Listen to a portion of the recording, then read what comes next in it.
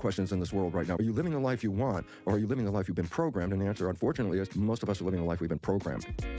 Okay, 1.5x speed looks fine. Essential idea in all of your work. Look how slow he's speaking.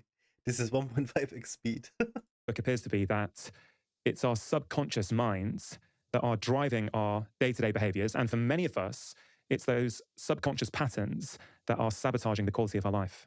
Yeah, but the big problem is when you say the word subconscious, that means below conscious. So when people are programming or playing their subconscious, they're the ones that don't see it. I talk to people, I say, well, give them a story for like 40 years, the same story. So you have a friend and you know your friend's behavior very well, and you know your friend's parent. And one day you see your friend has the same behavior as their parent. And I joke and I say, well, hey, Bill, you're just like your dad. and I say, I know exactly what Bill's going to say. First thing he's going to say is, how can you compare me to my dad? I'm nothing like my dad. And yet everybody else can see he's like his dad. The only one who can't see it is Bill. And this becomes the most profound point because he's programmed by his dad in the first 7 years, and he plays these programs 95% of the day. And the reason why he plays the subconscious programs is because the conscious mind is busy thinking. And thinking is an inside job, not looking out. And I go, yeah, well, let's say I'm driving my car, and I start thinking, and then my conscious is not looking out now. My conscious is thinking of something. I say, well, then who's driving the car? And I go, this is the most important point. The subconscious is autopilot. The moment the conscious is not paying any attention about something, subconscious sits in and starts driving the car according to the program. And that's where the issues come from. The subconscious programs were downloaded by observing other people. So when you're playing your subconscious, you're not playing you, you're playing your download, really. And you don't see it because you're thinking, but everybody else sees the response. And this is where the whole disconnect comes in, because people think, oh, I'm a happy, wonderful, loving person, and they have trouble out in the world, and they don't understand it, but what they're missing is you're not playing that happy, loving person except 5% of the day. 95% of our behavior is coming from below consciousness. And we're the ones that can't see it when we play it, but everybody else, of course, is seeing exactly what we're doing. So the whole idea is, are you living the life you want, or are you living the life you've been programmed? And the answer, unfortunately, is most of us are living the life we've been programmed, and the programming comes from other people. So it's not our lives. Yeah, this is such a key point, because as you're just demonstrating there, right, we can see patterns in other people so clearly. But they don't see it as well as you do it. Yeah. Well, the reason, let's give a reason why programming occurs, okay? The brain is a computer, most powerful computer that humans have ever experienced. But it has parallels to computers. And number one is this. In the old days, when you would buy a computer before they put the programs in, you could bring it home, brand new computer, plug it in, push start, boots up, screen's on, and I say, do something. And people, well, no, I can't do anything. So you got a brand new computer. No, first, you have to put programs into a computer before you can use that computer. The brain of a human is the same thing. The screen lights up in the last trimester of pregnancy. It's ready, but there are no programs. So the first 7 years of a child's life is the brain is not operating at the higher level of consciousness, higher level, higher vibration. That's what we talk about. We put wires on a person's head, electroencephalograph, read brain function. A child up through 7 is not operating at consciousness, except for a little bit. It's primarily operating at a lower vibration called theta. And I say, well, what is theta? I say, it's expressed as imagination. So that's how children can have a tea party, and they pour nothing into the cup, and then they drink the nothing, and then they explain how that was the best tea they ever had. Or a child rides a broom saying it's a horse. In the child's mind, that is not a broom, it's a horse. But it's mixing imagination and reality. But theta is hypnosis. And the significance of that is children have to learn how to become a member of a family, the rules. Member of a community, the rules. I go, how can an infant, a young kid, learn these rules? They can't go to school, they can't read the book and all that. And I say, you don't have to. Nature provided theta, hypnosis, so that they can observe the parents, the family, and the community. Just observe their behavior and download those as programs. Age 7, then that's when they start to become more conscious and engaging themselves. So the first 7 years is programming, and then after that, we play, actually, unfortunately, 5% of our life from our creative conscious mind, 95% from the program. Interesting point. Is this a new idea? And I go, 400 years, the Jesuits have told their followers, give me a child until it is 7, and I will show you the man. And what they knew is exactly what we just said. First 7 years is programming, but after age 7, 95% of your life is coming from that program. So if you can program the child for the first 7 years, then the rest of the life of that child is actually an expression of that program. Yeah, it's interesting. We've covered, I guess, similar themes.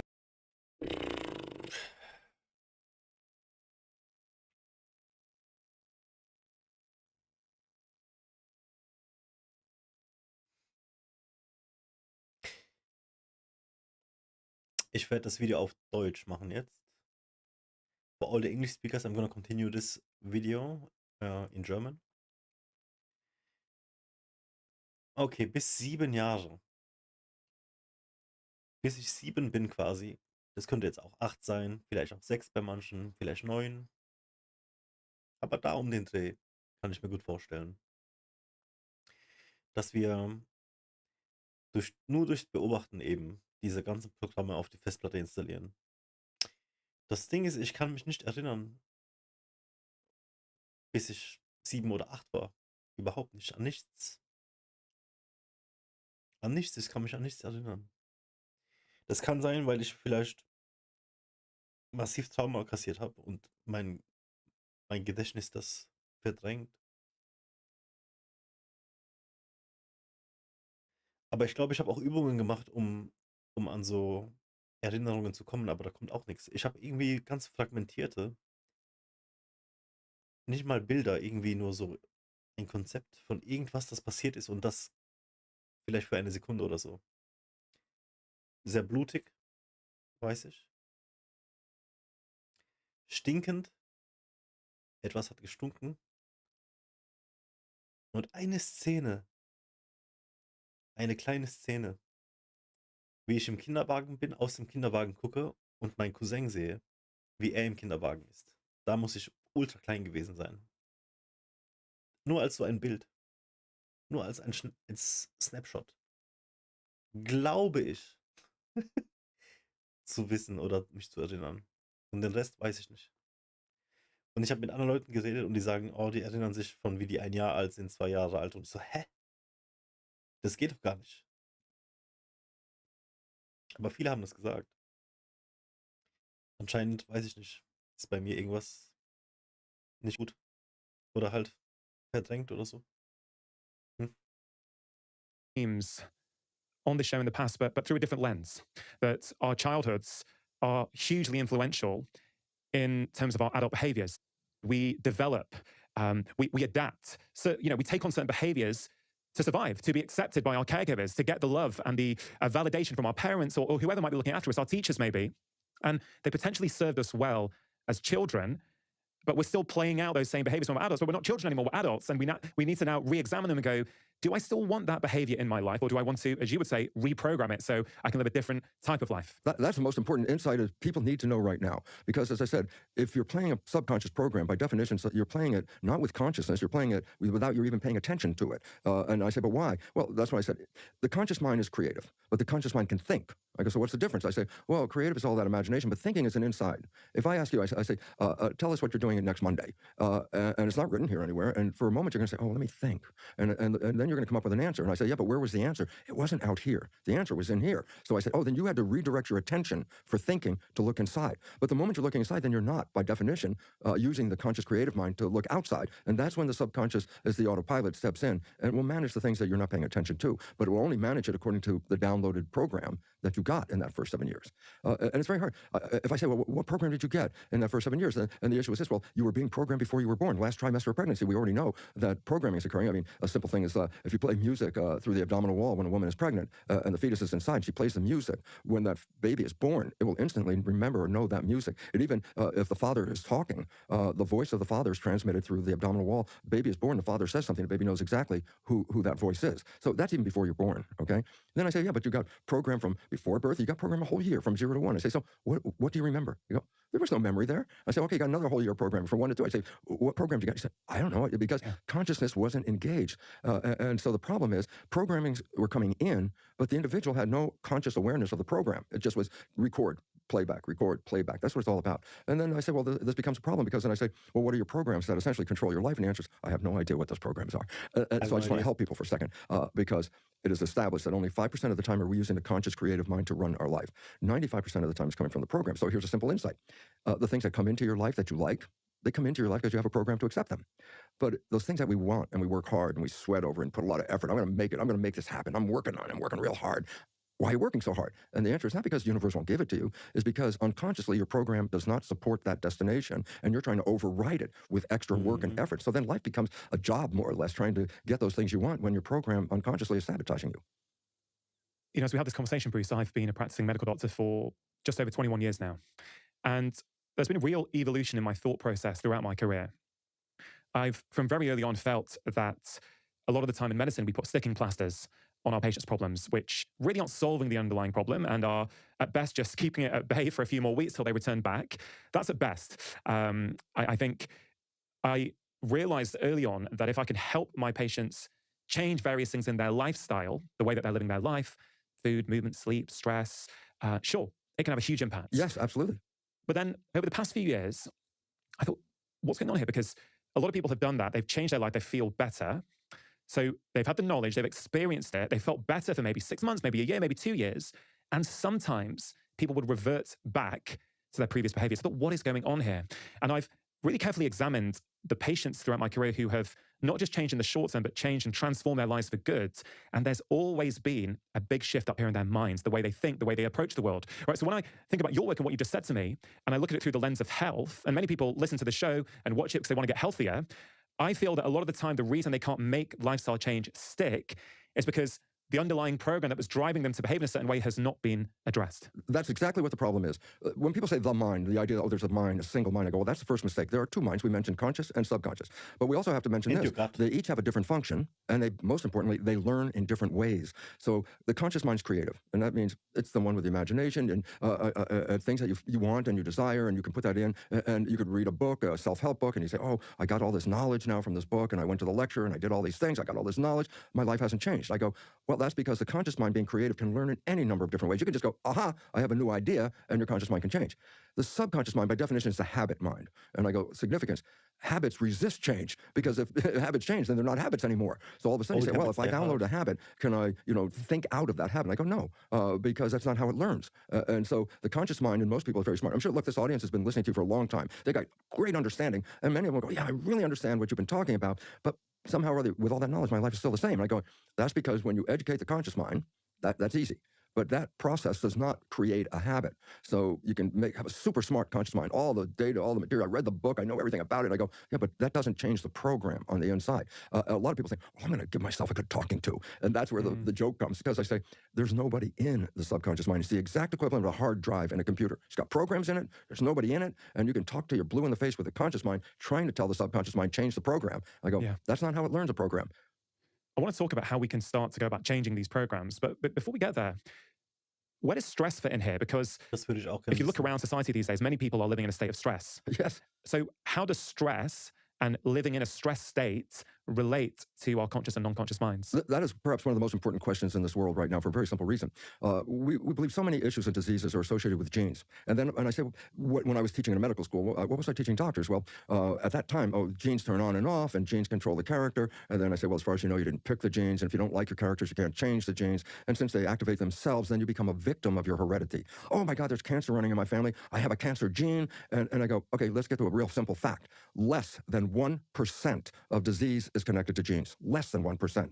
90% plus is all stress related, okay? So all of a sudden I say, well, you want to try to adjust the genes. I said the genes didn't have a problem. It was the stress that was causing the problem. And now with the new science, it's called epigenetics. It sounds like genetics, but epi means above. So what we call skin, epidermis, because just below the surface skin is a layer called the dermis. Epidermis means above the dermis, that's the skin. So I say, epigenetics means control epi, above the genes. And now there's a whole new understanding, because we're not victims of the genes. We understand now that we actually control our genetic activity through our consciousness, or subconscious, more importantly, because that's 95% of the time. A big important point. This is like, maybe a lot of people in the audience are going to freak when I say this, but for example, there's no gene that causes cancer.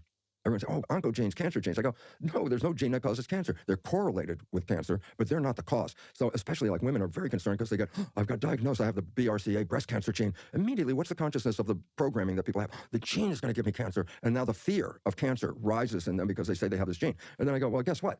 50% of the women carry this gene, never get the cancer. So the first thing you have to understand is this: possession of the gene doesn't cause the cancer. It's a life that's not in harmony, a life that's out of balance. That's when that gene is activated. So we've been blaming genes, but we're never giving any credit or power to the person who can influence those genes. And this is what epigenetics is all about. Consciousness is controlling your genetic activity. It reminds me.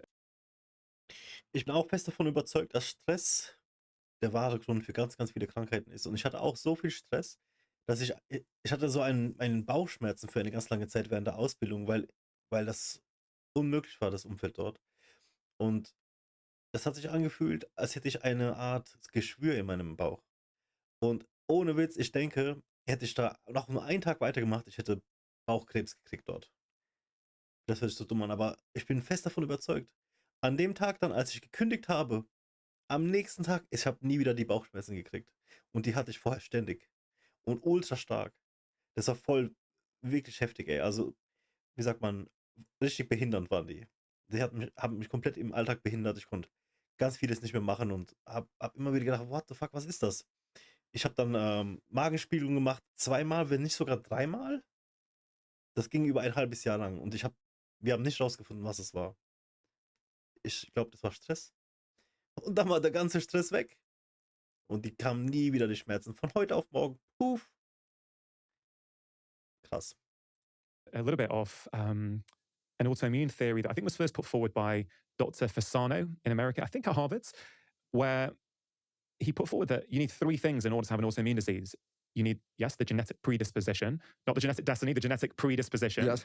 You need some sort of environmental trigger. There you go. And you need a degree of intestinal permeability, which is also known as leaky gut colloquially. It says if you have those three things, then you can develop autoimmune disease. And I always found that really fascinating because it kind of made sense to me that, yes, you can have a certain genetic blueprint, but actually how that blueprint plays out is going to depend on your environment and your lifestyle. 100%. That's so important. There's very interesting insight here, and that is when people follow the fate of a child adopted into a family where there's cancer, they find that the adopted child will get the same family cancer at the same probability as any of the natural siblings. So an adopted child gets that cancer. But here's the point. The adopted child came from totally different genetics. So it was not the genetics that pushed that cancer. It was being adopted into a family where the programming was not giving them wholeness, health, happiness. It's just stressful, very stressful programming. And as you said, stress. American Psychological Association recognizes 90% of doctor visits are stress-related visits. And we don't focus on the stress. That's like, a side thing. I say, no, it's not a side thing. It's the number one thing that is coming from the top down.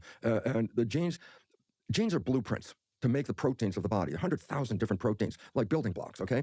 Proteins are complex molecules, and they wear out. Proteins wear out all the time. So you have to replace them. I said, well, how do you replace this complex molecule? And the answer is DNA is a blueprint to make a protein. I go, so what? And I go, well, you go into an architect's office and she's working on a blueprint. And I say, well, ask her, is your blueprint on or off? And she would look at you, what are you talking about? The blueprint is on and off. I go, precisely. Genes cannot turn themselves on and off. They don't self-actualize. They're controlled by environmental signals. And all of a sudden, oh my God, well, if the environment is controlling this, then you're programming the environment, your lifestyle in the environment, and all these other things now become the primary controlling factor of your genes, not the genes. And we have to let go, because when I was programming the doctors that, genes turn on and off and all that stuff, I was programming that people are victims because, as I said, as far as you know, you didn't pick the genes, you can't change them. They operate by themselves. And so we were programming victim. And then it turns out the new science of epigenetics is not victim. You're the one that's actually controlling it with your behavior. Yeah, this is such a key point. I think just to pause on this idea that if we are simply just going to be playing out our genetic destiny, then we've lost a huge amount of empowerment. And a couple of things come to mind here, Bruce. I felt very strongly early on in my career that one of the most important things I need to do with any patient, with every patient, is to make sure they walk out my door with a feeling of empowerment, that they feel, even if they've had, a horrible diagnosis, that there's something they can do to influence how they're going to feel, to influence the outcome. Maybe not even a reversal sometimes, but just, influence how they're going to feel with that condition. Well, what I have to say is this: knowledge is power, and lack of knowledge is a lack of power. When people don't know that they're involved with their own life and their own genetics and their own behavior because they're programmed to be the victim, then they become a victim because they have no knowledge of this. And what you're doing, what I'm doing, is let's wake up. You are powerful if you understand how this works. And if you don't understand how it works, you just say, no, it's not me. I'm not in control. And people walk away feeling like there's nothing I can do. The genes are controlling this, and I don't control the genes. I go, well, that's the story that's wrong. And when people are allowed to walk away from a medical practitioner with that belief, then that practitioner in no way has helped that patient, because the idea is this: as you said, I've got to help them get a better attitude when they walk out of this building. I have to give them more power so that they have more power, because if they walk out saying there's nothing I can do, then the game is over at that point. I'm interested in your individual journey, Bruce, because you come from a very, very strong and respected scientific background. Because a lot of people may think, yes, some of these concepts may sound spiritual. And as I get older, I'm very interested with the intersection between science and spirituality anyway. But epigenetics is something I've been aware of for maybe 10, 15 years, something like that. You were, I think, talking about this way before anyone. 1967. 1967, right? Had the term epigenetics even been coined then? No, because my research at that time showed the role of epigenetics, but there was no term epigenetics. So we actually created a word called transformation, that something transforms the existing thing. Now it's called epigenetics. That's the mechanism of how your consciousness can rewrite this program. And I saw this. I was cloning what are called stem cells. So could you say what a stem cell is? I should say that because people don't know. So let's make a simple point. A body is made out of 50 trillion cells. That's a number that is so massive that you can say it, but you can't imagine it. And every day, every one of us is losing hundreds of billions of cells every day, normal attrition. Skin cells are sloughing off. The whole digestive tract, the lining of the digestive tract from the mouth to the anus, this is a massive amount of tract. The lining is replaced every 3 days. And I started to say, well, if I keep losing the cells, would I die? And I said, well, if you can't replace them, of course you would die. And I said, yeah, but then I said, how can I keep losing cells and still replace them? The answer is, before you were born, these were embryonic cells that were giving you the structure and function, okay? After you're born, you still have embryonic cells in your body, but you're not an embryo. So we changed the name, call it stem cell, because before birth, I could do a biopsy and look, oh, say, here's an embryonic cell. If I wait 1 minute after birth, look at the same biopsy, look at the same cell. Now it's, oh, no, that's called a stem cell. So stem cells are embryonic cells. They're there to replace all the cells that are going wrong. So my research revealed that I was cloning stem cells. And that all of a sudden, what does that mean? I say, I put one cell in a dish, one stem cell, and it divides every 10 hours about. After a week, I've got 30,000 cells in the Petri dish because they keep doubling and doubling and doubling, okay? Here's my experiment, and it was like so clear. I took those 30,000 cells, and now you have to recognize they're genetically identical cells because they only came from one parent. So 30,000 genetically identical cells. I split the cells up into 3 dishes, 10,000 cells in each dish. So all the dishes have genetically identical cells. But we grow them in the lab, something called culture medium. And we're going to come back to this. That's critical. Because what is culture medium? I'll give you a hint. Laboratory version of blood. So if I grow human cells, I say, what's human blood made out of? Because that's what nourishes cells. And I make a version in the lab called culture medium. Since I'm synthesizing culture medium, I can change some of the combinations of the chemistry. So I create 3 different versions of culture medium, slight chemistry difference. And I feed the cells. In one dish, I feed them version 1 of the culture medium. In the other, version 2. In the third dish, version 3. In the first dish, the cells form muscle. In the second dish, the cells form bone. In the third dish, with a different environment, the cells form fat cells. And here I am teaching in medical school that genes control life. And here's my laboratory experiments to say, all these cells are genetically identical. How come one became muscle? How the other one became bone? How the other one became fat? And it was based on the culture medium. And all of a sudden I said, oh my God, the cell fate wasn't controlled by the genes. It was controlled by the environment in which the cells live. And if you change the environment, you change the fate of the cells. So that completely canceled the idea that genes were in control. And that's on the micro. And on the macro, we humans are, as you say, 50 trillion cells or something like that. And our culture medium is the environment around us now. No, okay. And this is a real important part. Let's look at the body as a skin-covered Petri dish. Why? I got 50 trillion cells under my skin. Instead of a plastic dish, it's a skin dish inside. But I have the original culture medium, which is blood. And I say the chemistry of the culture medium, whether the cell's in a plastic dish or whether it's in the skin dish, it's still the culture medium that controls the fate of the cells. So in the human body, it's the blood chemistry that actually activates the genetics in the cell. And I go, so why is this significant? I say, well, what controls the blood chemistry? He's going to make an important point right here. And I say, the brain is the chemist and puts in the stuff into the, like growth factors, emotional chemicals, neuropeptides, things like that, adding it, putting it into the blood. And then comes the most important question. So the blood is the chemist putting the chemistry into the blood. The chemistry and the blood is the culture medium. So the chemistry of the culture medium is controlling the fate. Okay, got that. But then the most important question comes, what chemistry should the brain put into the blood? What chemistry? And then comes the answer, which is so blow away. And the answer is this. Whatever picture you hold in your mind, the brain translates that into complementary chemistry. If I have a picture of love, my brain releases wonderful things into the blood, like dopamine for pleasure, oxytocin to bond with others, a growth hormone. And growth hormone does exactly what it says. So when you're in love, you're releasing this growth hormone, which enhances your vitality. And that's why when people fall in love, they get so healthy. They get, they say, oh, look how they glow. They're so in love. And I go, this is the chemistry of the blood engaging the behavior of the cells. But I say, well, but what if I'm holding a picture of something that scares me? I say, well, you're not going to release love chemistry. You start to release stress hormones and factors that affect the immune system and all that. I say, well, that's a different chemistry. I go, yeah, just like in the culture dish, a different chemistry leads to a different genetic activity. And all of a sudden I said, oh my God, your thoughts are being turned into complementary chemistry, which then controls your genetics. And this all of a sudden says, well, then if I want to change my genetics, do I have to go in and change the cells in the genetics? I said, no, it's changing your thought. That's all you have to do. Yeah, and I think people... Wow. Ich weiß nicht ganz genau, wie das funktioniert. Ob man alleine möglich ist, Oxytocin zu releasen, ob Growth-Hormon durch Liebe released wird. Ich bin mir nicht so ganz sicher, aber ich kann es auch nicht verneinen oder bestätigen. Ich bin der Meinung, ich habe was anderes gehört, aber es ist das gleiche Konzept. Und ich kann dem absolut folgen und es verstehen und würde dem auf alle Fälle glauben. Man muss nur seine Gedanken ändern. Das ist so krass. Nach all dem, was wir jetzt gelernt haben, macht es auch voll viel Sinn.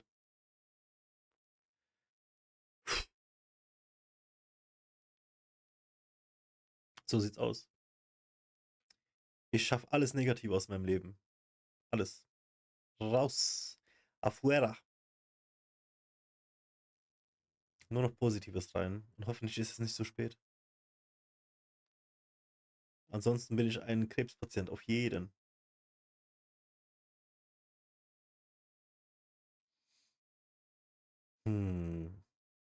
Voll gut. People, if they really self-examine, they already know that. They already know that when I feel scared or stressed or anxious, things happen in my body. My gut starts to change, or you have an urge to go to the toilet, or you get a headache or whatever, right? So, and we know it's well-established scientific fact that stress, psychological stresses will elevate cortisol and all kinds of knock-on consequences in our body. So the fact that our thoughts change our biology, I think it's not, although it's quite obvious, I just don't think people realize that have positive thoughts that will influence your biology, have negative thoughts. What's interesting, and that will also influence your biology. Absolutely. And I've heard you say, Bruce, in an interview I've heard you in the past, Die Frage you ist, said wie schnell kann sowas 60% of these unconscious programs are disempowering and are limiting beliefs that Yes. we've acquired from other people. 60%. Yes, that's a massive number. And then recognize, but that 60% is coming from the subconscious. So the individual playing that subconscious is the one that they're not even aware they're playing the subconscious. So their life seems to be out of control. Oh, I want to be happy. I want to have a great job. I want to have a great romance. I said, that's conscious wishes and desires. Conscious wishes and desires, subconscious habit. Okay? So how do we change it? Oh, Ich muss jemandem schreiben. Alrighty, weiter geht's. That's the first question. I always remember very, very much how I was so excited by the mechanism, the biology and how the chemistry was adjusting the genetics and all this. And I would love to tell people. And I remember every time I finished a lecture, the first question was, how do you change it? And I was like, at that time, I didn't have any idea how to change it. I just recognized how it worked. And it was so frustrating. But now, I've really, over the years in my study, now I really understand how you change it. And the idea is, well, how do you change a program? That was the issue. Not how you change the conscious mind. How do you change the subconscious mind? Because it doesn't learn. Conscious mind learns by just whatever you read the book. I learned it. Okay. Subconscious mind doesn't learn that way. I say, how does it learn? I say, well, in the first 7 years, that's when I said the programming went in. The brain wasn't functioning at the higher level of consciousness. It was actually a little lower. That was called theta, the vibration, the imagination, and all that. That's hypnosis. Okay. So the first way we learned programs was hypnosis, because the function of the brain wasn't. It was at a low, lower vibration. Some people might remember the old days when hypnotherapy, they'd have a watch, and the hypnotherapist said, swing the watch back and forth, and they would say, you're getting tired, you're getting tired. And what was the point? When you get tired, you lower the vibration of the brain. And the moment you fall asleep, actually, consciously, the next level of activity of the brain is theta, before it goes down to the lowest vibration, delta sleep. So every night when you go to bed, there's a period just after you close your eyes and you're essentially disconnected for a moment, your brain is operating in theta. Well, theta is hypnosis, okay? So I said, well, that's how your brain was in theta during that childhood period as predominantly. Now you're an adult. I said, yeah, but you have theta every night when you go to bed. So I said, what can you do? And this is the old story. You've heard people do it. You put a pair of earphones on at night. You play a program that you want to be true in your life. And while you're awake, you might hear the program, but it's the moment you fall asleep, the conscious mind shut off, but the subconscious mind is now in record theta. So whatever's coming through the earphones at that moment after you fall asleep, you don't hear it, but the subconscious mind is hearing it and downloading it in a state of theta. So the first way of changing a belief system is to get into theta. And this is called self-hypnosis. Put the earphones on, play the programs for health, happiness, love, joy, whatever, and just go to sleep, which is really cool, because you don't have any, there's no studying here. You just play the program. Yeah. I mean, so you're saying when we're tired, so that's, I guess, last thing at night, maybe first thing in the morning as well? Same thing, but it's a little harder to judge when you're coming awake rather than when you're going to sleep. Got it. So the nighttime, just before you go to bed, a really important part of the day where you can, I guess, consciously make a decision to reprogram your subconscious mind. Yeah. What does this look like? Is this self-recordings that people make? Is this, I don't know, like, for example, are there hypnosis programs that they download? Or sometimes people will fall asleep to conversations like these. So help us all understand, is it something specific, or are all of these things helpful? Well, all these things are helpful, but the most specific ones are when you put in a program that you specifically want to be true in your life. You're not having good relationships. Well, these programs are available all like bookstores and online. They're called self-help programs, basically. And I say, well, you can get them for anything, whether it's job-related, relationship-related. You pick out the one you want. And then I say, just play this. And the point is, the moment you're falling asleep, the only part of you that is hearing that program is the subconscious, because that's how it works in theta. So you can download, it's called self-hypnosis, and that's how you can do it. That's number one. I'm talking about in a natural child, theta is the present program for its first 7 years, is predominantly that. So they're in theta, so they're absorbing everything. Everything. But when we become adults, we're not in theta, apart from at specific times. But you can still learn. You learn how to drive a car after age 7. You learned a lot of, like, play an instrument after your age 7. So that's not hypnosis, though, is it? So method one is hypnosis. Yes. But it sounds like there's other methods as well to change the programs. After age 7, the second way that you put programs in is doing something that you practice and repeat. Practice and repeat. Habituation. You make a habit by practicing it. And so you don't know how to play an instrument. You practice. You finally get it. You don't have to practice anymore. You can just pick up the instrument and play it. Or driving a car. You don't have to worry about all the details. First time you got in the car was, oh my God, there are mirrors, windows, gauges, pedals, paying so many things you have to pay attention to. Today, you get in the car, you put the key in, you start it up, and you're thinking about where you're going. Why? The rest of the driving is habit. You don't have to think about all those things. It's automatically programmed. So habituation is the second form. I love that. I just want to share an analogy from golf here, if you don't mind, because and I'd be very interested in your perspective on this. I used to read a lot about choking, when top sports people would choke. And there's an example of a golfer called Rory McIlroy, who he was leading the Masters golf tournament a few years back. He had a big lead. And this is just one example. I'm not having to go at Rory. This is just, it's common in all sports where people almost self-implode. And for a few holes, like he could barely swing the golf club. What was really interesting is, as I was sort of reading a lot about it, trying to figure out what's going on here, it's this conscious subconscious, again, where he knows how to drive the golf ball, better than most people on the planet. Yes. So he's playing usually from his subconscious. The patterns are in, he knows how to shake the ball right to left to right, whatever. But in that moment where it's like, oh man, I'm leading the Masters, I need to be really careful now. He's trying to think, well, certainly this is what people say. I don't know what was in his mind, but you're almost overthinking. You're now trying to control something that you could naturally do, as you say, driving. Yeah. If you were thinking about when do I put the clutch down, or what timing is it with the accelerator, if you drive a manual, it's the same kind of thing, isn't it? Absolutely. But in fact, really, when he's playing the game, he's playing it in the conscious mind, in the sense that he has a vision. I'm going to hit this ball and it's going to go into that hole over there. Very important, because there's a destination and there's a means to that destination. It turns out, and this is really most important, is if you focus on the destination and not on the means, let the system, which is so powerful, it will get there without you telling it how to get there. But when you start to interfere and say, okay, now I got to make sure I swing it right, my head's level, my grip is right, and all of a sudden you're putting all these details in, it's like, no, don't focus on the details. You forgot what the end was. The end was the ball is supposed to go over there. And so that starts to come in, because now you're trying to control everything with your, with this manual control. And it's like, no, you don't have to have the manual control. Matter of fact, that gets in the way. Yeah. The body knows what you want. You don't have to tell it how to get there. That's a big issue in our lives, because I want to be successful. How? Oh, I got to do this. I got to do this. And I say, oh, you're planning all these things. And your conscious mind is not even the subconscious is 1,000,000 times more powerful a computer than the conscious mind. So I say, you're going to take this little small conscious mind and try to run the bigger computer. It's like, that doesn't work. Let go of the control. And this is the whole thing. I mean, I just stated my mind. A lot of people say, let go, let God, or something like that. Some phrase that people always say. And I go, well, that's actually the way to do it. Focus on what you want, but don't try and tell the universe how it's going to happen. Don't tell them, I'm going to do this and this is going to happen. I go, no, you just focus on what you want. The intelligence of the supercomputer, the subconscious supercomputer, it won't handle it unless you put your hands into the machine. I said, keep your hands on the machine. Focus on where that ball's going to go. I mean, he already practiced. Remember I said, we did the habit. We did the practice. Whether you're driving a car or hitting the golf ball. Practice. Yeah, so it starts off in conscious and then becomes subconscious. I think people can all resonate with that, whether it's a sport or 100%. musical instrument, right? It's the same kind of thing. So again, it's not that hard to believe that if you practice the patterns that you want, after a while, they're going to happen automatically. This is exactly what it's all about. You don't think about the details of driving when you're driving. They just automatically, you could have conversation, you could be off in thought, and you're still driving the car. So what's an example of, we mentioned the first method is hypnosis. Then the second one is habituation. Second one is habituation and repetition and practice. Yes. So do you have any examples of things that people can practice, can do and go, right, I'm going to practice this so that I start to change my subconscious behaviors? Well, this is exactly true. What's interesting is actors that are really good have a character. They read the character, they learn the lines, but they have to act like a character. Okay, it's not just reading the words.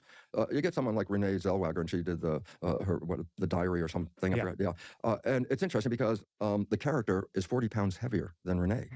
And when she got into character, guess what? She gained 40 pounds. Her conscious, the program just, okay, I'm 40 pounds. When she got finished playing the character, then the 40 pounds disappeared. As long as she was in the character, she became the character. Dustin Hoffman, one of the great actors, was playing Willie Loman in Death of a Salesman, a very depressive character.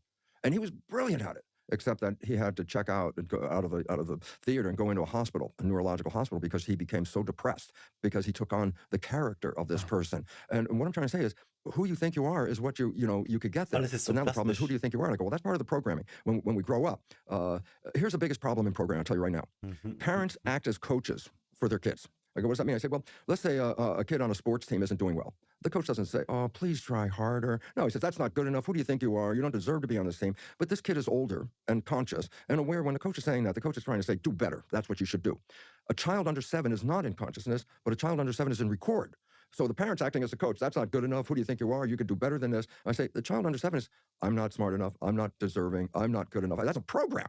Okay? They didn't understand the meaning of the parent under 7 because consciousness was not that function of the brain at that time. Just record. And I say, well, this is where the problems come from in our lives.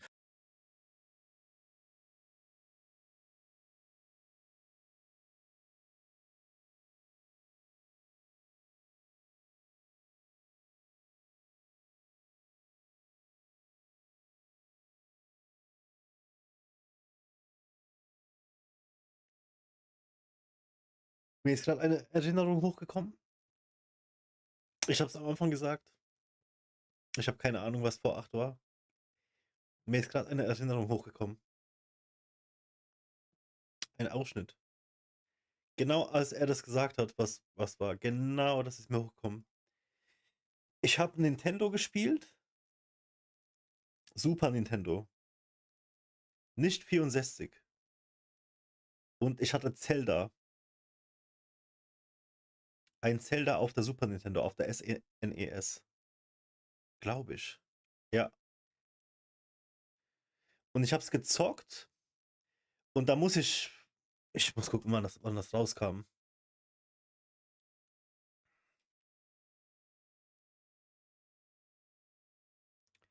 A Link to the Past.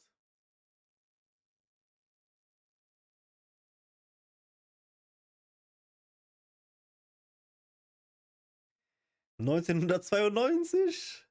Da war ich 4 oder 5 Jahre alt.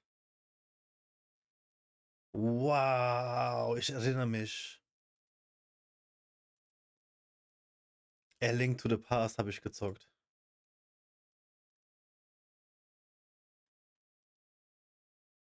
Das hier. Das hier. Alter Schwede, ich habe das gezockt. Im Wohnzimmer.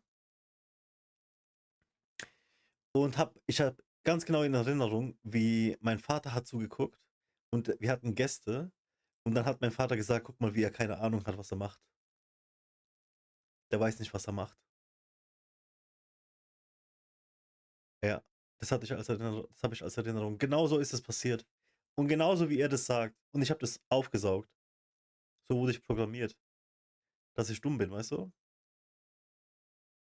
Dass ich nicht weiß, was man machen muss. Ich erinnere mich noch, dass ich das registriert hatte und dass sich das scheiße angefühlt hat. Und dass ich eigentlich einen Peil hatte, was ich mache. Ich war 5 oder 6, aber ich war schon ein God-Gamer. ich meine es ernst. Naja, er hat sich lustig gemacht über mich. Wie ich es gezockt habe. Dabei hatte er noch weniger Peil, aber er musste einfach mich irgendwie dissen. Vor seinen Freunden, mit seinen Freunden zusammen. Ja. Alter, krass, dass das jetzt hochkommt, ey. Genau wie er es sagt. Wahnsinn.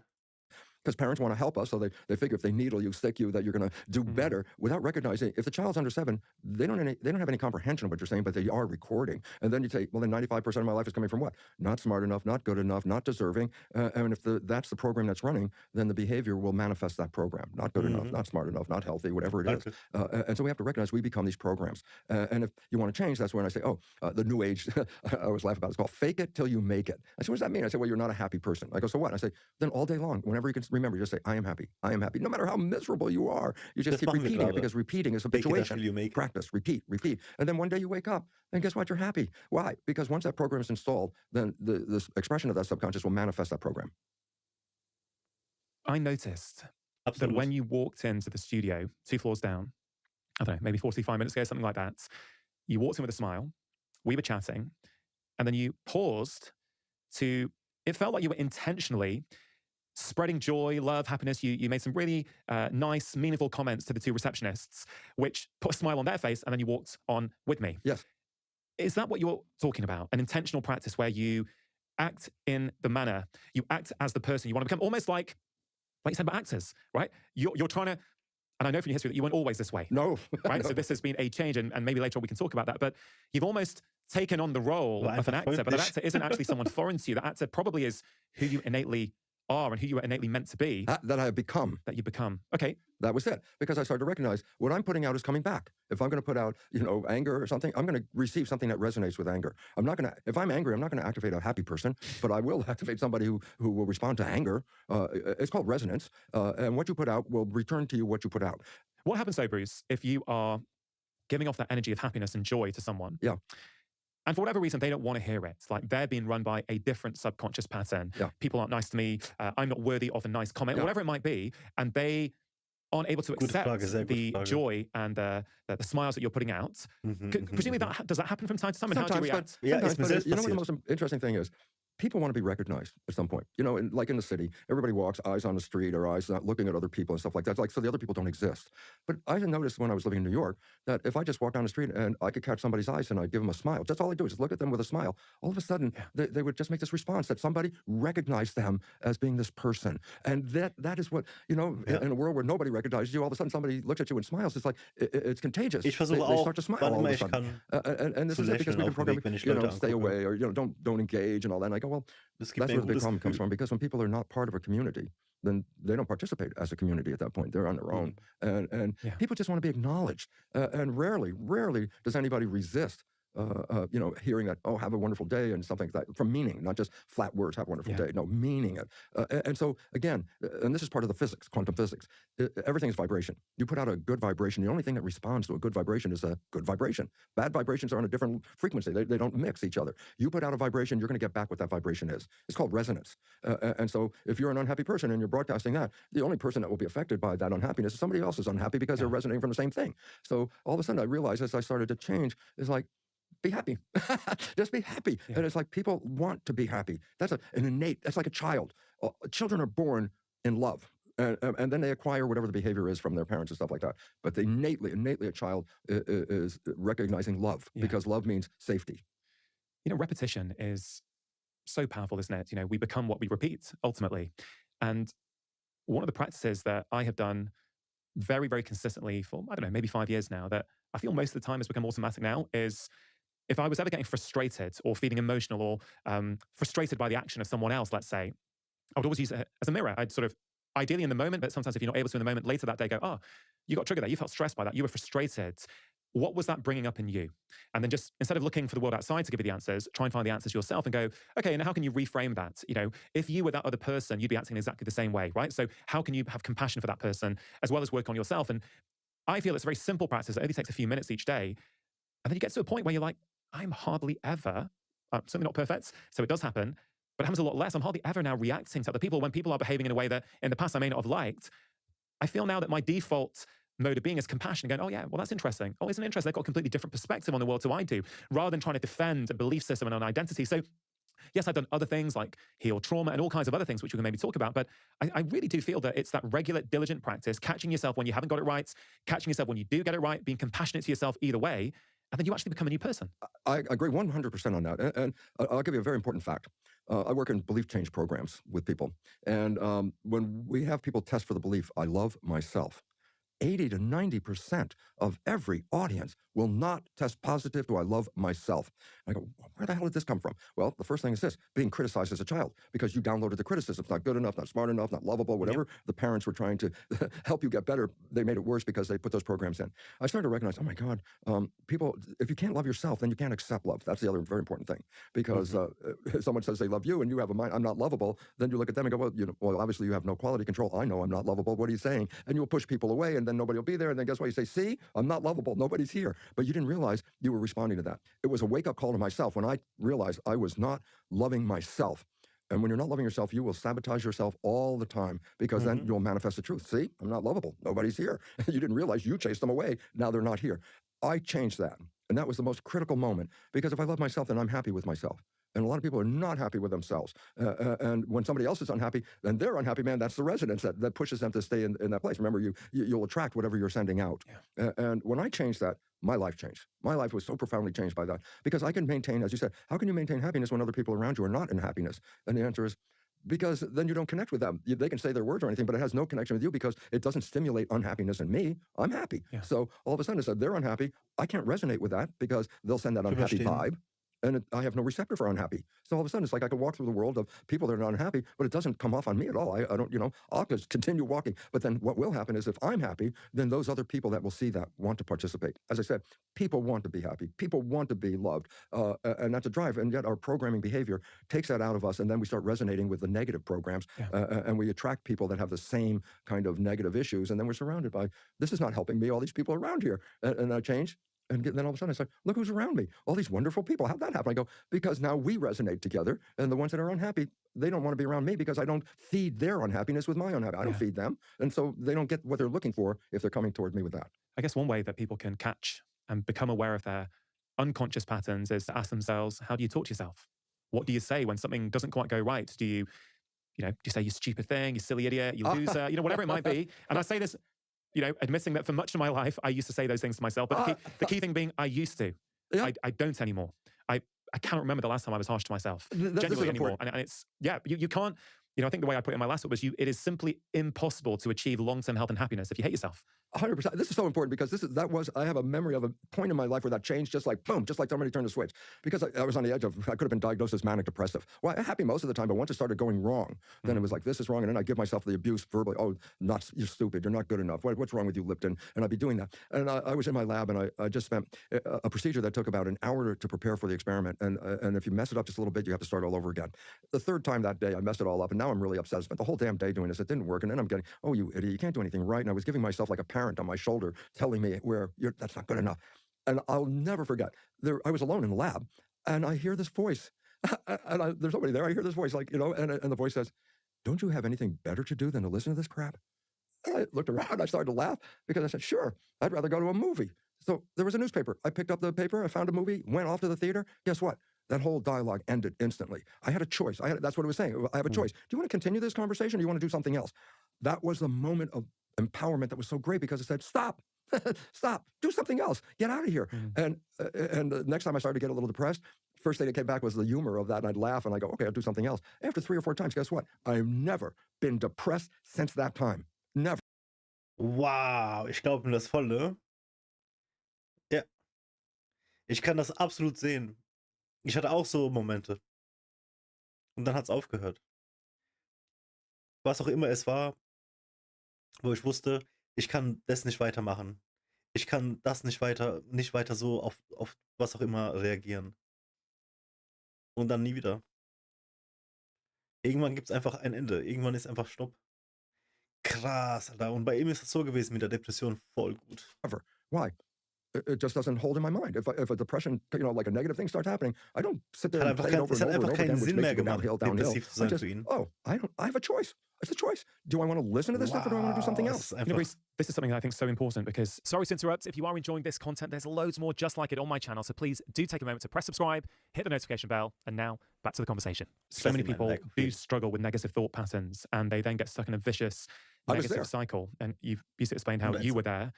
Again, the key thing being, were there. Yes. But many people feel stuck, right? And are you able to share anything that people may find helpful? I know we're talking about reprogramming. We've mentioned 2 of the 3 methods so far. Yeah. Number 1, hypnosis. Number 2, repetition and changing those habits. We'll get to the 3rd one shortly. But in terms of, I don't know if this is a good point or not for you to share anything practical when someone is really, really struggling. Well, I guess it was as simple as I just said. Right. If you can get consciousness to step in for 1 second and say, do you want to do this? That's all you need to have that question. Do you want to do this? And if the answer is no, then all of a sudden, guess what? It was a moment of choice. Go do something else. Just do something else. So I guess the lesson is that we've always got a choice over our thoughts. Yes. So what we're trying to help people do is cultivate that self-awareness first of all. Oh man, there's that record playing. Why don't I take that record off and put a new one on? That, you say, well, that sounds simple. I said, but that's what it is. Let's not make complexity out of this. A thought is something you can perpetuate. You can keep these thoughts going, and that's the unfortunate part, because if your programming doesn't give you really positive thoughts, once these negative thoughts keep running, they just run on like that record just keeps playing and playing, and it'll take you downhill all the time. And as you just said, how simple is it? Stop.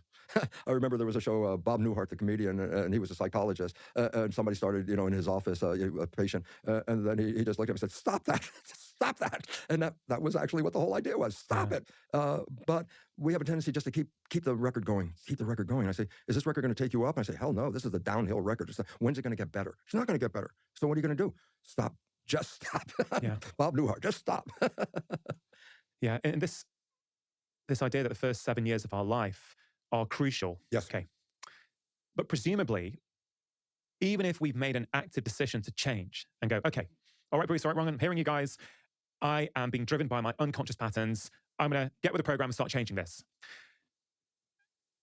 What I'm thinking about is, if you're still being exposed to ideas and negative thoughts and fear-based messaging, it's going to make it harder for you, presumably, to make those changes. And I guess where I'm coming at this from is a couple of things. One is, I don't watch the news anymore. I haven't done for many years. Smart.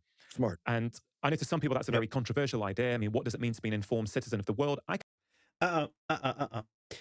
Es gibt nichts mehr zu gucken in den Nachrichten. Man weiß, was so abgeht, man kriegt es noch irgendwie mit, weil man einfach im Internet ist. Aber ich mache auch aus meinem Feed allen möglichen Scheiß raus. All diese Stress, Clickbait, die Welt geht unter, der dritte Weltkrieg, der und der wurde erstochen, der und der wurde abgebrannt. Heute war das letzte Mal, dass wir uns so Sachen nochmal angeguckt haben auf YouTube. Ich hab mir vorhin wieder Gedanken gemacht, so ich muss das alles rausmachen. Die Welt ist einfach scheiße. Es gibt nichts daran zu ändern. Man muss nicht noch mehr neue Folgen, neue Stories davon hören. Und das kann man ignorant nennen und wie auch immer, ist mir scheißegal. Ich mache jetzt nur noch einen auf No Negativity anymore. Alles raus. So wird's sein. Zumindest bis ich mich umprogrammiert habe. Auf alle Fälle. Anders kann ich es nicht sehen. Und das muss so sein und ich weiß, es wird funktionieren. Ich weiß es 100% so funktioniert das. Kind of, I welcome that discussion at some point if someone wants to have it, but I genuinely don't see how my life is enhanced in any way by watching the news. It doesn't make you feel good. It doesn't help you be more loving, more collaborative. It's intentionally, and I don't mean this necessarily in a manipulative way, but just by virtue of the fact that it's competing with other news channels, they've got to make it scarier, they've got to make it more fear-based to grab your attention. Yes.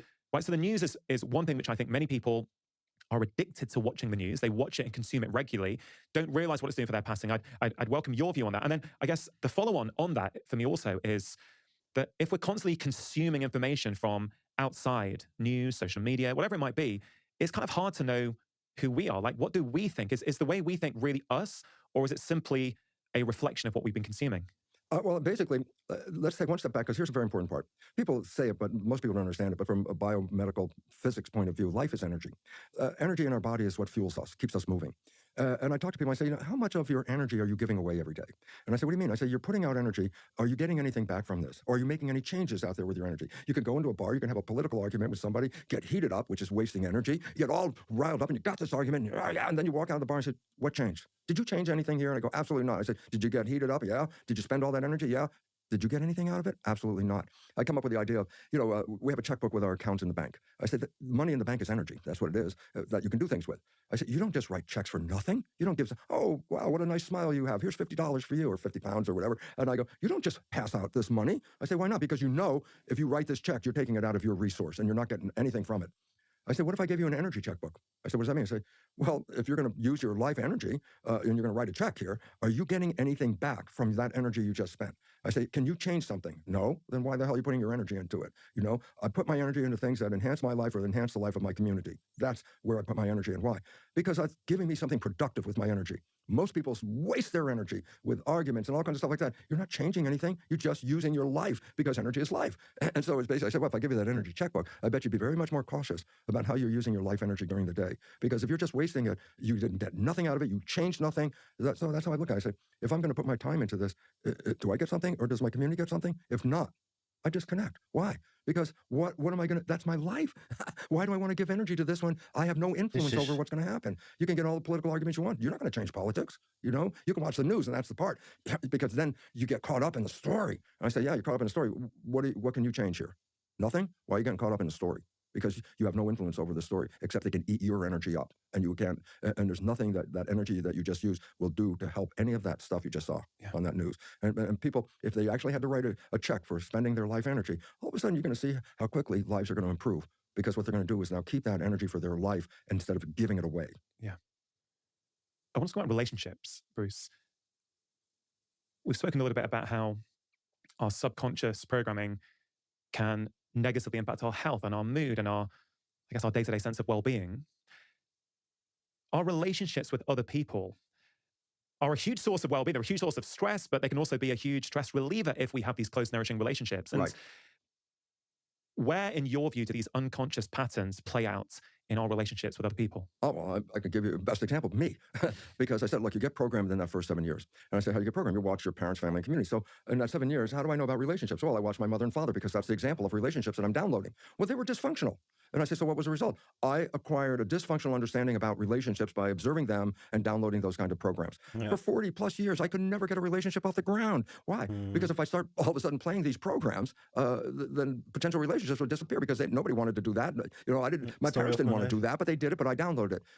And that's when I started to realize, my God, I have to change this whole thing about relationships. And I rewrote my own programming to understand, look, what I downloaded from my family, this is not going to get me what I want in this life. And it comes down, what do I want? Oh, now I have an idea of what I can program. And the joy about this is I didn't have any really good relationships. I met my partner now, Margaret, when I was 50 years old. And guess what? We've been on a relationship over 25 years of a honeymoon. A honeymoon, 25 years, wake up every day, go, oh my God, I'm still here. Here's my beautiful partner. And we share and we love and we work together and we do all these things. And it never would have happened because my programming from being in my family would never have provided a happy relationship with anybody. And it's interesting because I wrote the book called The Honeymoon Effect. I say, what's the honeymoon effect? I say, well, every day your life is blah, blah, blah, blah. Then you meet someone, you fall in love, and 24 hours later, it's like, oh my God, life is beautiful. Everything is wonderful. The music, the food, even the job, it's just the crummy job doesn't bother me. And I go, why? Because you're in love. And then I go, well, that's called the honeymoon. And then I say, but then here's a problem. I say, but the honeymoon is usually short-lived. Could be, for some, as short as a week or a month or a year. And then it wears out, and then you come back to regular life. And I go, what's that all about? And the answer is simply this. Remember, we have a conscious creative mind with wishes and desires and a subconscious mind with program. Science has recognized when people fall in love, they stop thinking. And I say, what do you mean they stop thinking? They stay what is called mindful. They stay present. I go, why? You've been looking for this person your whole life. If you're thinking, you're disconnecting. So when you first fall in love, you stay present. You want to be there. You're taking in the love, the joy. Everything is great. And I say, well, what does that mean? Well, if you stay in the conscious mind, then you're not playing the program. I go, oh, conscious mind creative. I go, what happens if two people come together and are only playing creative? Well, then they create heaven on earth. And I said, but then why does it disappear? Because inevitably you start thinking again because you have a job, responsibilities, whatever it is. And I say the moment you start thinking, then the behavior that you're playing is not you, it's the program. And your partner that you fell in love with never saw your program because during the honeymoon, you never played your programs. And then all of a sudden you're thinking, your partner comes in and asks you some little simple thing, and then you go, blah, blah, blah. And your partner looks at you and goes, who are you? And you're going, like, what are you talking about? And the answer is, what happened? My loving, creative mind, conscious, was not engaged with my partner at that moment. My subconscious, what did I do? I just played my father. I'm like, God, my partner looks at me like, who are you? Where did that come from? And it's like, and then you got to remember, when you're playing your subconscious programs, you're the one that doesn't know what you're playing it. So it's like, what are you talking about? I say to her, she said, well, you said this. I said, that's not me. Yeah, but it wasn't me. It was a program. And when more programs come back into the relationship from both sides, we didn't get together on a honeymoon because of our programs. We got together because of our conscious wishes and desires mind. But once the programs from our family history and all that starts to play into this thing, it disrupts the relationship.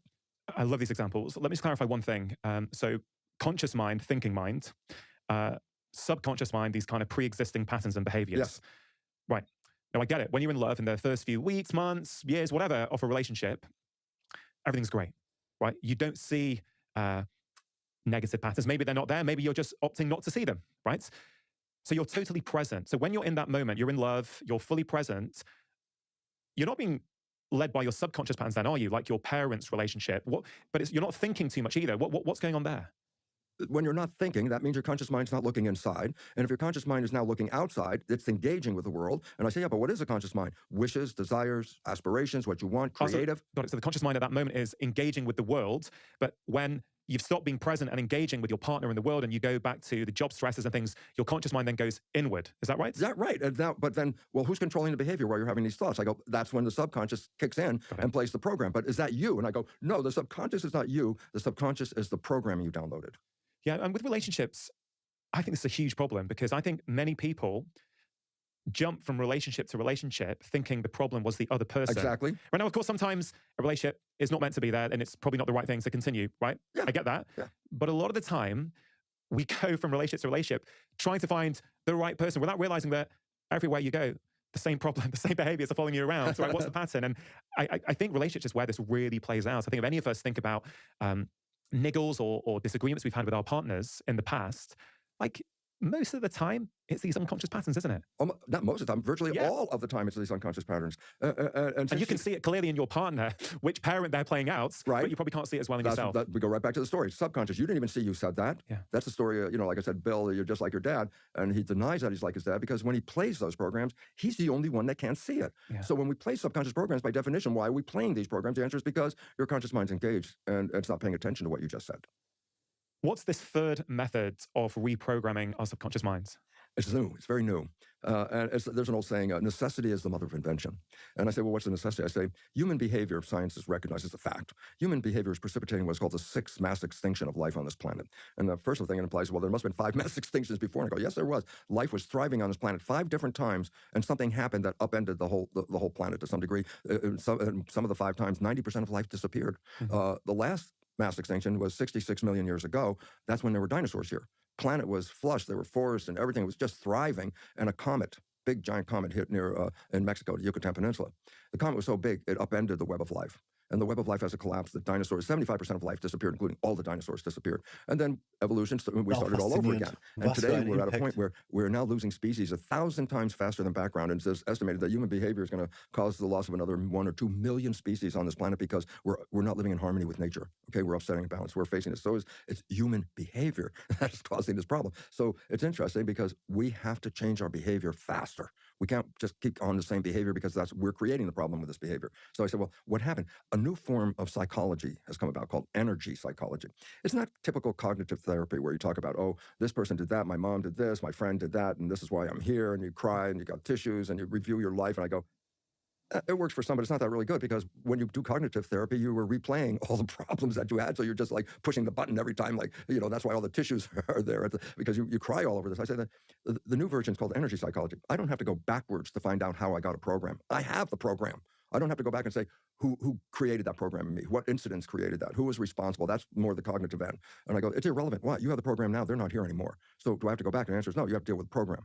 And I said, well, what's the program? Well, we talked about that. I said, just look at your life wherever you're struggling. It's not because the universe wants you to struggle. You're struggling because you're programmed. So now the thing is, do I have to go back and say, no, what is it you want versus what you have? And there's a process called super learning. And you go, what's super learning? Well, I can tell you some people how they go into a bookstore and they can move their finger down the page of a book. As fast as they move that finger down, just like boom, like a second or two, they read every word on that page. That's super learning. You could read a book in 15 minutes or something like that. If you can engage the super learning process, then you can get a reprogramming, not in days, weeks, or whatever. You can get a reprogramming of your programs in 15, 20 minutes. Walk away completely different after that. And that's because we've got to change our behaviors really quickly in order to sustain us on this planet right now. So energy psychology is a number of modalities that engage the super learning process. And in that process, then you can rewrite a program and walk away 15, 20 minutes later with a different life experience. It's like miracle magic I've experienced. I wouldn't have been able to write my books if I didn't do a reprogram my subconscious. And all of a sudden I said, well, where are these? Let me just help people very quickly. My website is simple, brucelipton.com, okay? On there, I have a description of about 25 different energy psychology modalities, a little description on a website. And if you're interested, then just look these up. And if you find one that appeals to you, then check out their website and see what's going on. But to me, having experience is having understanding all of this and then experiencing is like, oh my God, to me, that's like a miracle in today's world. Because habituation, repeating things, it takes many times to repeat, or even the earphones on at night, self-hypnosis, because theta is only a short period. You have to repeat that overnight, or, for many times. Energy psychology, you can have an experience and walk away 15, 20 minutes later. Well, I definitely would love to learn more about these different energy psychology modalities. What you were describing, the benefits and that you can potentially reprogram patterns in 15, 20 minutes. Yes. Right? What I like about that is we haven't really mentioned specifically trauma yet by name. And there are clearly a lot of therapies where people can go back in and look at their childhood trauma, their previous experiences, and they can try and go in and change them. Yes. Now, on a personal note, the one that I found life-changing was something called IFS, Internal Family Systems. I'm not sure if you're familiar with it or not. No, I'm not. Dr. Richard Schwartz. And what I love about it is that you can go back into a childhood moment in this sort of process with the IFS therapist, and you can literally rewrite the script in that moment. You go back in, let's say as your 40-year-old self, you go back to an incident that you can remember when you were 7, and you then go in and reframe the entire thing. Like it's your 40-year-old self talking to your 6-year-old self, understanding the situation, explaining it from both sides. And they've got some really good research on this. Yes. And it's when you go to sleep, a new memory gets laid down. And I've experienced this whereby instead of keep talking about it, oh, that's what happened. Actually, you can go back in, almost write a new script about what was a traumatic experience. And then you just start playing out a new pattern because you've rewritten that script. And I appreciate it may not be the same thing as energy psychology. I would list it as energy psychology. Would you? Yeah, because it's not going through that repetition of let's go over and over and over again and try to talk you out of it. Do you think people can get locked sometimes in a pattern of looking at their trauma and just stay looking and say, I'm not criticizing anyone for that. I just wonder sometimes, can we stay there too long?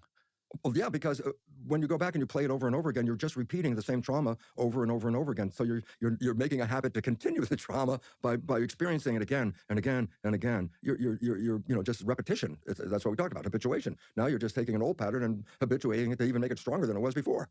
Yeah. So there's so many different ways. So like the program you just said, these are ways that how can I shortcut the system, and how can I get in touch with that subconscious to do this? And this is really. We want to fix ourselves, but we always think it will change the world. The world is causing the problem. Look, you wake up in the morning, you wake up and you say, today I'm going to get healthier. Today I'm going to find that relationship or a better job. And you go out all day and you come home at night and it didn't work. And I said, well, what does the average person think about in that regard? They got up in the morning, today I'm going to be successful. They came home not being successful. I said, what do they think about at that moment? They go, oh man, well, that person interfered with me and this thing interfered and that thing happened. And all of a sudden, what are they saying? I'm a victim of these things out there that interfere with my destination. And then I go, well, here's the joke part. You didn't realize all day long you were playing the programs that manifested those things all day long. So that disempowers us because it says, I'm not responsible for this problem. All these other people are responsible for this problem because you did not see your own participation in this thing. What can we do as parents in those first 7 years of life? If we've struggled, if we've overcome them, if we've tried to reprogram, maybe we've successfully reprogrammed. But of course, all parents would try their best to ensure or increase the likelihood that their kids don't have to go through the same struggles. Have you got any advice for parents of young kids? Simple. They're downloading whatever you tell them. If you start telling them the story that you want them to be, you're smart, you're intelligent, you're beautiful, you're powerful, repeating this, because remember, they're downloading these behaviors, okay? And so when they are operating 95% of their life and they're defaulting to these subconscious programs, what are these programs? I'm powerful, I'm capable, I can do anything, I'm smart, because most of us are defaulting to the criticisms. Not good enough, who do you think you are? You don't deserve this. I go, well, both situations are right. Whatever program you put in, you're going to manifest. So if I'm going to be a parent, then I want my child to start off with, we love you. You are one, giving every positive statement to that child as an infant, even just after they're born. I go, people think, they start talking baby talk. I say, this kid is downloading your words right now because the subconscious is a download. And I say, so what are you saying to this child? And that becomes critical because then whatever you're programming at this point will activate 95% of the life of that child later. And if the child's gone past 7, because of course these 7 years are critical. Yeah. I don't want to put words in your mouth, so let me just ask the question. Is it still worth changing these patterns and trying to help them download the same programs? Let's say they're 8, 9, 10, let's say they're teenagers. Yeah. If you've now hearing this conversation and you thought, you know what, when my kids were young, I had all the negative self-talk. I kept calling myself a loser. They probably picked that up from me. I don't want to feel guilt. There's no point for the guilt and beating yourself up about that. Can they still change it even if their kids are above the age of 7? Remember, the second way of change was habituation. Yeah. So it doesn't make any difference what age they are at that point. If you habituate a new behavior, then that will download. Yeah. It takes a little longer, but than before age 7. But it's still how you put a program. I'm not Muslim, by the way. Repeating and so repeating this, like it becomes habit at that point. But I'm gonna stop the video just to let you know that is not nice. I'm gonna time you out now, and then I'm gonna report your account. And I'm good with the admin, so you're gonna get banned. I hope you can never make an account again.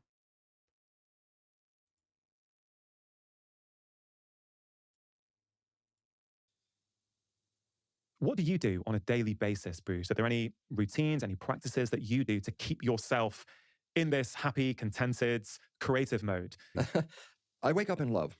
I just wake up in love. The rest of the day flows so beautifully. There's no practices anymore for myself. Why? I put those programs in. They run automatically. I don't have to even practice it because practicing means I don't have the program and I want to make the program. But if you already have the program, then you don't have to do the practice. And all of a sudden, you just naturally wake up. You're in love. You naturally are helping your partner, your community, your friends. It's natural. So it's not like, let me work on this. Let me be more loving to my partner. It's like, I don't have to be more loving to my partner. We're already fully in love. It's like, people say, I love you more or something. I said, no, I always tell my wife, how much love? Full amount. It's like the gas tank. How much love? Oh, I'm filled up with love. You can't put any more love in there. It's already filled up. It's already there. And so practice by definition means something's not working and you want to engage yourself to make it work, and then you do a practice. But what if you did the programming already? When I got with my partner, Margaret, I still had programs from my parents that weren't any good. But she knew about programming. I know about programming. And this is the important part, because if a couple doesn't know about programming, then when some behavior shows up unexpectedly, it's like, oh, who are you? What's this all about? But if you already know that programs exist and a bad program comes up, it doesn't go into an argument. It can go into a discussion. Do you want to have this program? And then I would say, what program? Oh, you didn't see what you just said or did? And it's like, oh. And I said, well, let's change the program. And then we change the program. So what do? Over a period of time, you edit these programs. And when it gets to the point of it's editing, then do I have to practice more editing? I go, no, I changed these programs already. Here's a simple point. I said the conscious mind is wishes and desires. The subconscious mind is program. Yes. What if you took your wishes and desires and put them in as programs? Then the answer is what? Whether you're conscious or whether you're subconscious, you're still going to the same destination. Yeah. And that's the secret part. This is not a lifelong struggle. Once the programs are set, you don't have to work on it anymore. It's already done. Yeah. So it's not like, I got to do this every day. I go, no, if it's programmed, you will automatically do it every day without even thinking you're doing it. So powerful. I've really, really enjoyed this conversation. Bruce, this podcast is called Feel Better, Live More. When we feel better in ourselves, we get more out of our lives. This was like 5 and minutes. You've beautifully made the case that if we can really good change these unconscious programs intentionally, we can absolutely get more out of our lives. I wonder, right at the end of this conversation that I've thoroughly enjoyed, have you got any final words, final thoughts, final bits of advice to share with people to help, I guess, improve the way that they feel? Well, yeah, it's just basically simply this, is that we are creators. We came here to create. But if you've been programmed, then you're not creating, the program is creating. And the idea is if you can then use your creation to put the program in that you want, then you can manifest what you want in this life. That's basically what it is. And the idea is, what is it we're really looking for? You know, as I said, a lot of people, give me the money, give me the money. I go, the money you think is going to make you happy. And I'm going to say, look, there are a lot of rich people, the unhappiest people I've ever seen in my life. And so it's not that, but we've been some kind of program, the competition, get this, you'll have this, you're going to be better. And some of the poorest people are some of the happiest people I've ever seen. And then all of a sudden it starts to realize then happiness is not a physical thing. I need to get things to be happy. And I just have to say, I know life from both sides. My first formative years, I was programmed to be a scientist. I was programmed to be educated. That was my family, just like in your family. Go ahead, get this education. And I got this education. I didn't get programmed how to be a happy person. I didn't get programmed how to be a good partner. That was not part of the program. And so I failed at that end. But now I've compensated for that. And the absolute truth is, and I believe this with the most certainty, that people think you die and then you can go to heaven if you did well. And I say, boy, you missed it, because this to me is heaven. I say, why is this heaven? I say, because this is where you came to create. We're creating. And unfortunately, we've been programmed to create stuff that we don't even like. So then we're not creators. We're just playing the program. And if you understand it, then don't waste this life. Because heaven on earth is a reality. This is. And I didn't know it for 40 years, but I live this every minute now. And it was interesting. My mother married when she was older, remarried. And she married this guy that I thought he was a curmudgeon, and he was just somebody I didn't even really want to be around. But my mother was happy, fine. But the story about it that was so neat is that he lived to 97, and he had cancer, and my mother took care of him at home. And the last week of his life, he essentially wasn't even there. He was just in a more like a coma kind of thing. And then 2 days before he died, his eyes opened up and he was there. He was there. And he said to her, I didn't have any fun. And I thought, oh my God, 97 years old. He's going to die in a couple of days. And it just dawned on him. He didn't have any fun. And I thought, I'm not going out that way. I'm going out saying, my God, thank you for this opportunity to be here. Well, we'll save that for a part 2, Bruce. I mean, next time you're in the UK, I'd love to do a part 2 and delve deeper. But thank you so much for your work. Thank you for coming on the show. It's been a pleasure. Thank you so much, because you're helping me. You're helping me do what? I want people to wake up and realize the creative nature of love, health, harmony, heaven on earth, because that is available, and yet we struggle, and there's no reason for this. Thank you. Thank you. If that conversation resonated with you, here is another incredibly powerful one that I really think you're going to... Das war so gut. Oh mein Gott.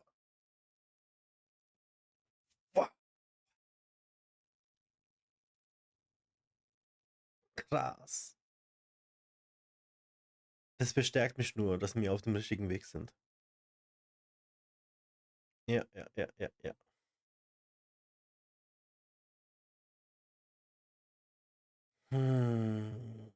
Was soll man dazu noch sagen?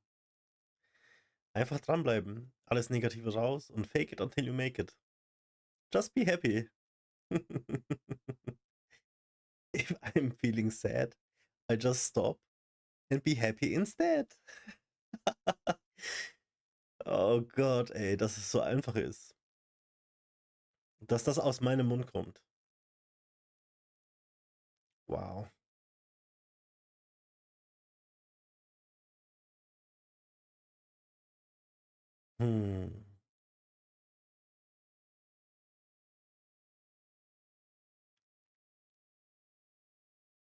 Also, was waren die Schritte? Wiederholungen. Immer wieder wiederholen, immer wieder sich selbst sagen, man ist schlau, man ist liebewürdig, man ist liebenswert. Und das zweite war, wenn man kurz bevor man einschläft und aufwacht, nachdem man aufwacht, ist man in so einer Art Hypnose/Trance, in der das Gehirn Sachen ins Unterbewusstsein schneller lädt. Ja, aber ich tue auch während dem Schlafen mir nur noch gute Sachen anhören. Mental Health Zeugs von Healthy Gamer läuft momentan ganz viel. Und ich mache jetzt auch noch, ich experimentiere rum mit so Soundfrequenzen. Da gibt es so 10, 12 Stunden Videos auf YouTube. Dann hast du da verschiedene Frequenzen, die laufen einfach durch und die hörst du dir über die Nacht an. Keine Ahnung, ob das was bringt. Falls ja, wäre geil, weil wenn nicht, dann habe ich halt nichts von Healthy Gamer gehört in der Zeit. Weil ich weiß, wenn dir jemand was erzählt, während du schläfst, dann tust du das auch aufsaugen auf jeden. Und wenn das nur eine Frequenz ist, was macht dein Gehirn damit? Ist halt die Frage.